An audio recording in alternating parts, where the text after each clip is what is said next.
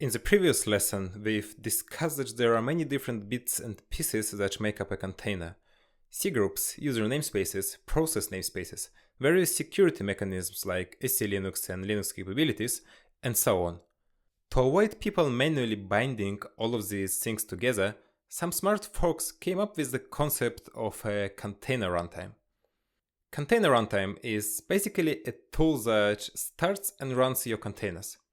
You tell the container runtime to run a new container, and it will prepare everything for you.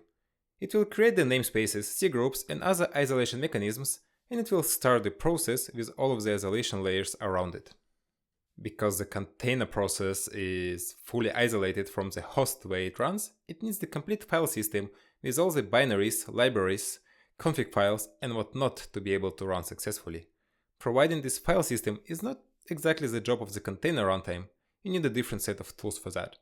As you can imagine, there could be many different ways to implement the container runtime, and even more ways to prepare a file system for the container. One company could build one tool to solve this problem. Some other company could come up with another tool, while the open source community could implement a third one from scratch. The outcome of this could be that multiple conflicting implementations of how to work with containers would coexist, each of them incompatible with one another. This would be similar to the situation we have with virtualization.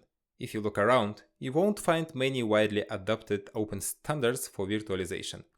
Every virtualization technology is different, and there is no open standard that would be identical to each of them.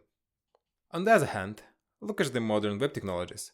Regardless of which browser and operating system you are using, each of them speaks the language of HTML, CSS, and JavaScript. Each of them works with exactly the same standard HTTP requests, WebSockets, and many other components of the modern and open web. In order to avoid virtualization case with containers, the Open Containers Initiative was created back in 2015 by Docker, CoreOS, and other leaders in the container industry. The purpose of OCI is creating and maintaining a set of open standards around container formats and runtimes. There are three main specifications that OCI provides. Runtime Spec, which specifies how to create a container out of a container bundle. Image Spec, which defines everything related to container images.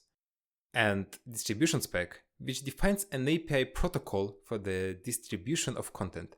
This covers, first and foremost, container registry and operations to pull and push images. These three specifications together ensure that regardless of which container tool you use, as long as they comply with the standard, they will work nicely together. For example, you can use one tool to build images and a completely different tool to run containers from these images. You can also use one container runtime in production as part of your Kubernetes cluster and another one on your laptop. Again, it doesn't matter which one you use as long as both of them follow the OCI standards. Open Container Standard is what allows us to embrace the Dockerless world. It would be very hard to try any other container tools if every image and every system would be Docker specific, but luckily they're not. Thanks to the standards, we can jump between Docker and other tools without sacrificing anything. In the next few videos, we will examine the image and runtime spec. The relationship between them is somehow curious. We will start with the image spec and move down to the runtime spec, even though, as we will learn, you don't even need the container image to run the container.